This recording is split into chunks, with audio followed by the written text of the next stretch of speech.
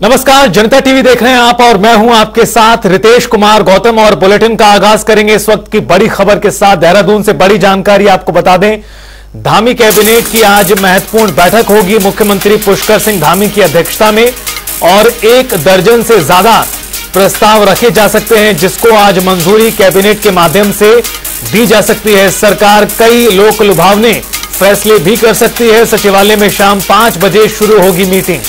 बड़ी खबर, अहम जानकारी आपको बता दें, धामी कैबिनेट की आज महत्वपूर्ण बैठक होगी और माना यह जा रहा है कि कई अहम मुद्दों को आज मंजूरी कैबिनेट अपनी प्रदान कर सकती है। और चर्चाएं इस तरह की भी हैं कि जनता को राहत देती कई लोक लुभावन फैसले भी आज मंजूर किए जा सकते हैं कैबिनेट के माध्यम से। इस वक्त की बड़ी जानकारी आपको बता दें, देहरादून में आज शाम कैबिनेट की बैठक होगी मुख्यमंत्री पुष्कर सिंह धामी की अध्यक्षता में, और 1 दर्जन से ज्यादा प्रस्ताव कैबिनेट की बैठक में रखे जा सकते हैं। बैठक को लेकर तैयारियां पूरी हैं। शाम 5 बजे शुरू होगी सचिवालय में कैबिनेट की मीटिंग। अब ऐसे में देखना यह होगा कि कैबिनेट के माध्यम से किन प्रस्तावों पर मोहर लगाई जाती है। बहुत जल्द देश में आम चुनाव होने हैं, कभी भी ऐलान किया जा सकता है देश में लोकसभा चुनावों का, और उससे पहले देखना यह है कि आज कैबिनेट की बैठक के माध्यम से क्या कुछ मंजूरी प्रदान की जाती है, क्या जानकारी बाहर निकल कर आती है और किन प्रस्तावों पर मोहर लगती है कैबिनेट की।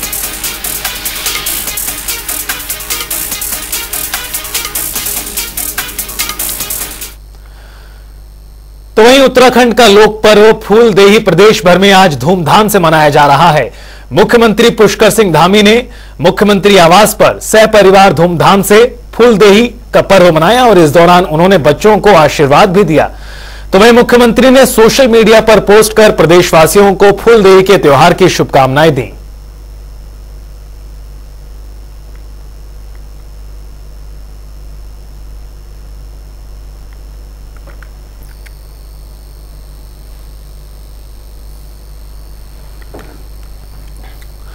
चलिए बुलेटिन में आगे बढ़ते हैं और बात करते हैं लोकसभा चुनावों को लेकर। उत्तराखंड में भारतीय जनता पार्टी ने 5 की 5 सीटों पर अपने उम्मीदवार घोषित कर दिए हैं, चुनावी मैदान में उतार दिया है।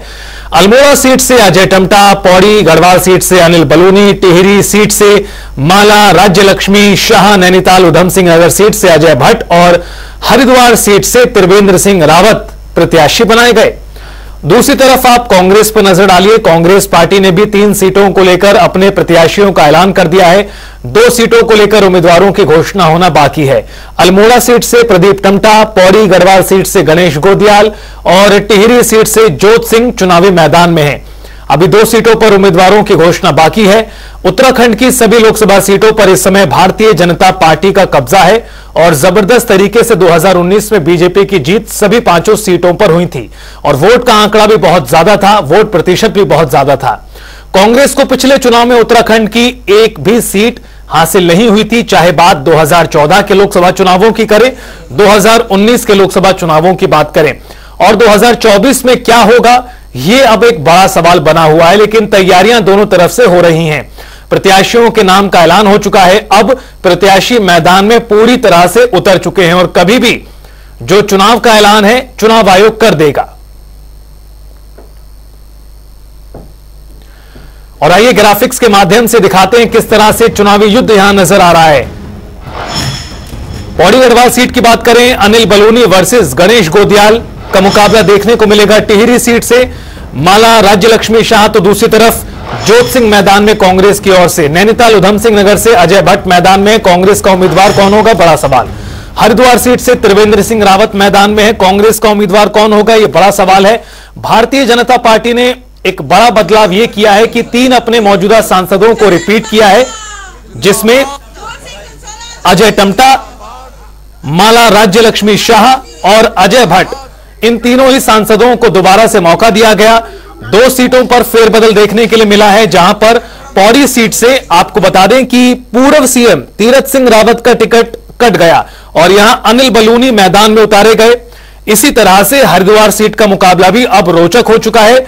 रमेश पोखरियाल निशंक का टिकट काटा गया भारतीय जनता पार्टी की ओर से और पूर्व मुख्यमंत्री त्रिवेंद्र सिंह रावत को मैदान में यहां उतारा है। ये देखिए तस्वीरें भी आपको दिखा रहे हैं, जो सूची सामने आई थी भारतीय जनता पार्टी द्वारा। 2 सूचियां बीजेपी द्वारा अभी तक जारी हो चुकी हैं, जिसमें पहली में 3, दूसरी में 2 नाम सामने आए। और किस तरह से नाम है, बड़ा ही दिलचस्प मुकाबला देखने के लिए मिलेगा। और हमारे साथ ब्यूरो चीफ योगेश राणा जी हमारे साथ जुड़ गए हैं और ज्यादा बातचीत के लिए, और इस पूरी खबर पर किस तरह से एनालिसिस दिखाई पड़ रहा है, विश्लेषण है इन 5 सीटों को लेकर। योगेश राणा जी, 2014 की बात करें, 19 की बात करें, 5-0 नतीजा आया था। 2024 में क्या होगा, यह बड़ा सवाल है। वर्तमान स्थिति किस तरह की नजर आ रही है? एक तरफ 5 उम्मीदवार आ गए हैं, दूसरी तरफ 3 उम्मीदवार कांग्रेस ने घोषित कर दिए हैं। इन उम्मीदवारों को देखते हुए किस तरह का मुकाबला आप देख रहे हैं? जी बिल्कुल विदेश, अगर उत्तराखंड की 5 सीटों की बात करें तो बीजेपी ने एक बड़ा बदलाव किया है हरिद्वार और गढ़वाल सीट को लेकर। पिछले आप देखेंगे 2 साल से त्रिवेंद्र सिंह रावत को जब से मुख्यमंत्री पद से हटाया था बीजेपी ने, तो उसके बाद से त्रिवेंद्र सिंह रावत को कोई पद दिया नहीं गया बीजेपी में। और अगर आप देखेंगे उत्तराखंड की राजनीति में बीजेपी की जो मेन स्ट्रीम राजनीति है उससे भी वो किनारे पर थी। और अब एक बड़ा दांव चलते हुए हरिद्वार से त्रिवेंद्र सिंह रावत को टिकट दिया गया है। और आप ये देखें कि जो पैनल बनाया गया था, त्रिवेंद्र सिंह रावत गढ़वाल और हरिद्वार दोनों सीट पर त्रिवेंद्र सिंह रावत का नाम गया हुआ था।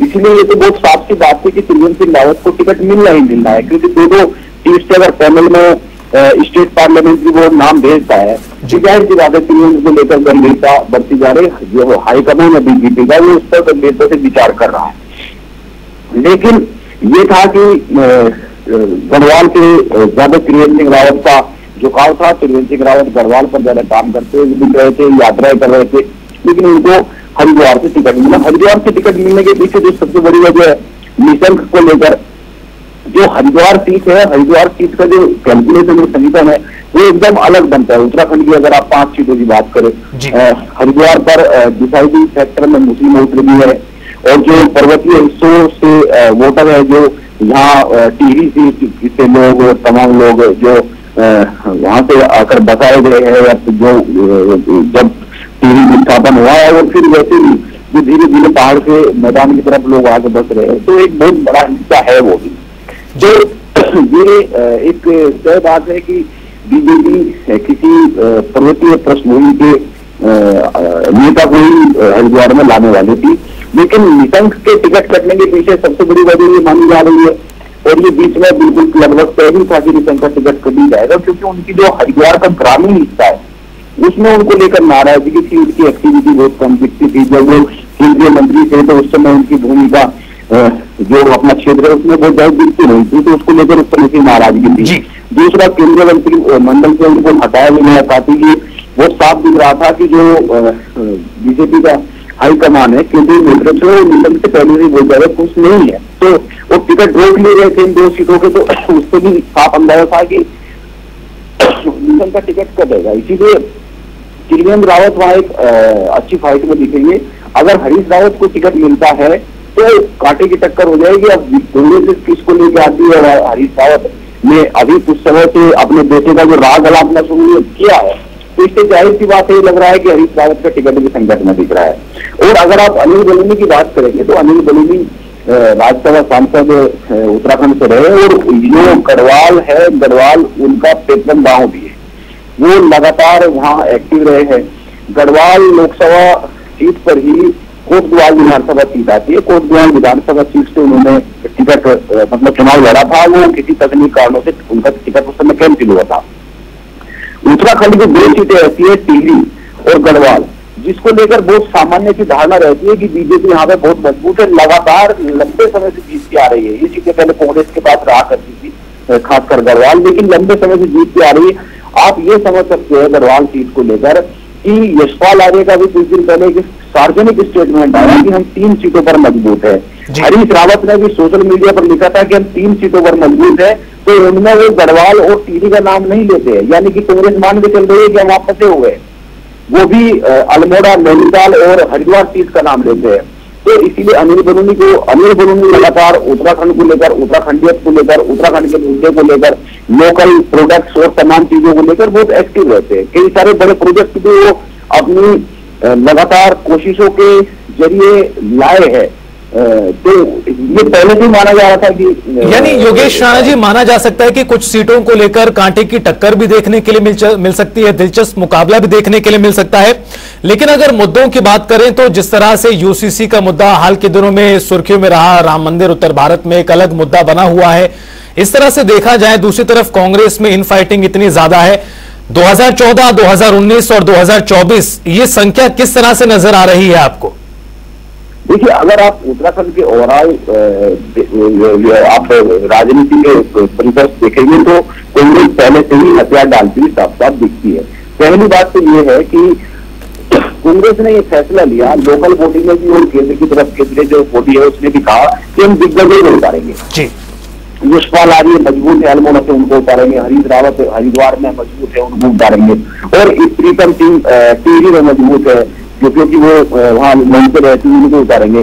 कांग्रेस ये कर नहीं पाई, यानी कि जो उनकी अग्रिम पंक्ति के लोग हैं जिनको कांग्रेस ये मान रही थी कि हम उनको उतारेंगे, कांग्रेस उनको ही टिकट नहीं दे पाई, उन्होंने साफ साफ मना कर दिया, उतना नहीं चाह रहे। इससे बड़ा कांग्रेस पार्टी का फेलियर क्या होगा कि उसका वो आदमी जो मजबूत दिख रहा है वो चुनाव लड़ने से मना कर रहा है, और वो इस बात पे अड़िग होकर हाईकमान को झुका देता है, बोले कि नहीं लड़ेंगे चुनाव। यशपाल आगे अल्मोड़ा की बाकायदा सार्वजनिक तौर पर कहा गया, जो प्रदेश अध्यक्ष है कर्ण मेहरा उसने कहा, हरीश रावत ने तो सोशल मीडिया पर लिख दिया कि मेरी तमन्ना है वहां से लड़े, इच्छा है मेरी। प्रीतम ने साफ साफ मना कर दिया, मैं टीवी से नहीं लड़ूंगा। तो इन्होंने यानी दूसरे पंक्ति के नेताओं को इनको टिकट देना पड़ रहा है। बिल्कुल, ये कहा जा सकता है कि जो बड़े चेहरे थे जिनको मैदान में उतारने की तैयारी और कवायद एक तरह की थी, लेकिन वो धरातल पर हुआ ऐसा दिखा नहीं, और जो बड़े नेताओं ने पीछे कदम किया उससे नुकसान कांग्रेस को हो सकता है। आपका बहुत बहुत शुक्रिया योगेश राणा जी इस पूरी बातचीत के लिए और जानकारी के लिए। 2014, 2019 5-0 रिजल्ट यहां रहा था। 2024 में कांग्रेस कह रही है कि कुछ सीटों पर दमदार तरीके से मैदान में उतरेंगे। 3 सीटों को लेकर उम्मीदवारों का ऐलान हो चुका है, 2 सीटों पर उम्मीदवारों की घोषणा होना बाकी है, और अब ऐसे में देखना यह होगा कि किस तरह से चुनावी मुद्दों को लेकर कांग्रेस या फिर अन्य उम्मीदवार मैदान में उतरते हैं।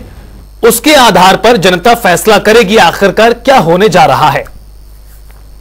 जहां पौड़ी गढ़वाल से लोकसभा प्रत्याशी गणेश गोदियाल ने मीडिया से बात करते हुए कहा, जैसे ही कांग्रेस ने 3 टिकट जारी होने की बात कही, पता चला कार्यकर्ताओं में काफी उत्साह देखने को मिल रहा है। गढ़वाल लोकसभा क्षेत्र से टिकट मिलने के बाद उत्साह का संचार हुआ है। सुनिए क्या कह रहे हैं वो। जैसे ही ये बात आम लोगों को पता चली कि 3 टिकट डिक्लेयर हुए हैं, तीनों लोकसभा क्षेत्रों में कार्यकर्ताओं में बहुत उत्साह देखने को मिला। मैं स्वयं इस बात से बहुत उत्साह का संचार मुझ में हुआ है कि कल जैसे ही गढ़वाल लोकसभा क्षेत्र से मेरा नाम आया, तमाम चाहे बद्रीनाथ क्षेत्र हो, वहां से लेकर रामनगर तक और कोटवाल से लेकर यहाँ नरेंद्र नगर और देवप्रयाग और तमाम पौड़ी के जितने भी विधानसभा क्षेत्र हैं, कोई ऐसा विधानसभा क्षेत्र नहीं है जहां से कार्यकर्ताओं का इस रूप में संदेश न आया हो। राज्य की शिक्षा व्यवस्था को बेहतर बनाने के लिए सरकार प्रयास कर रही है, और आपको बता दें कि शिक्षा मंत्री धन सिंह रावत शिक्षा अधिकारियों के साथ फिनलैंड और स्विट्जरलैंड की शिक्षा व्यवस्था का अध्ययन करेंगी। तो वहीं कांग्रेस प्रवक्ता शीशपाल बिष्ट का कहना है कि राज्य में शिक्षा की हालत बद से बदतर है। शिक्षा मंत्री पहले शिक्षा के बुनियादी ढांचे को बेहतर करें, बाद में विदेश की शिक्षा प्रणाली को यहां पर लाएं। देखिए, शिक्षा की हालत तो वर्तमान में उत्तराखंड में बहुत खराब है। तमाम जो है प्राथमिक और माध्यमिक स्कूल जो है बंद हो रहे हैं, 1-2 की संख्या में नहीं, हजारों की संख्या में जो है बंद हो रहे हैं। स्कूलों में जो है भवन बहुत जर्जर हालत में है, और वहां बच्चों के पढ़ने के लिए फर्नीचर नहीं है, वहां पर जो है उनके लिए शौचालय नहीं है, और तमाम मूलभूत सुविधाएं जो बच्चों को मिलनी चाहिए वो नहीं मिल रही है। समय पे किताबें उनको नहीं मिलती, इससे ज्यादा और क्या होगा। और अटल उत्कृष्ट विद्यालय जो बड़ी महत्वाकांक्षा के साथ, बहुत प्रचार प्रसार के साथ सरकार ने शुरू की थी, उनका पिछले साल रिजल्ट क्या रहा वो किसी से छुपा नहीं है। प्रदेश कैबिनेट मंत्री गणेश जोशी ने औद्योगिक निवेशों की गुणवत्ता युक्त आपूर्ति के लिए कैलेंडर का अनावरण किया। कार्यक्रम में उद्यान विभाग से जुड़े कई अधिकारी भी मौजूद रहे। इस मौके पर मंत्री गणेश जोशी ने प्रधानमंत्री मोदी और केंद्रीय कृषि मंत्री का आभार प्रकट किया। बीज जो है किसान के प्राण होते हैं, पौध किसान के प्राण होते हैं, और बीज समय से न मिले, पौध समय से न मिले, और जिसकी वजह से मैं कहूं कि किसान की एक तरह से हत्या की हो जाती है। हमारी सरकार ने सुनिश्चित किया है किसानों को समय पर बीज मिले, समय पर पौध मिले। इसके लिए एनुअल वर्क कैलेंडर हमने आज जारी किया है, जो गवर्नमेंट स्तर तक जिसको हम पहुंचाएंगे अपने अधिकारियों के माध्यम से, और जिसके माध्यम से किसान समय पर बीज, किसान को समय पर बीज मिलेगा, पौध मिलेगी।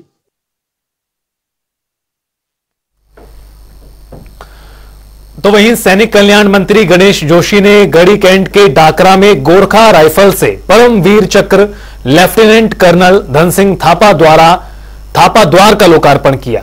और इस दौरान सैनिक कल्याण मंत्री गणेश जोशी ने कहा कि धामी सरकार शहीदों के सम्मान और उनके आश्रितों के कल्याण के लिए कई कल्याणकारी योजनाएं चला रही है। जो भी देश की सीमा पर शहीद होगा, जनभावनाओं के अनुरूप उनके द्वार व स्मारकों का निर्माण हमारी सरकार करेगी, उनका संरक्षण भी हमारी सरकार करेगी। हमने यह भी सुनिश्चित किया है कि शहीद होने वाले उस शहीद के सम्मान में उस क्षेत्र की सड़कों व विद्यालयों का नाम रखा जाएगा।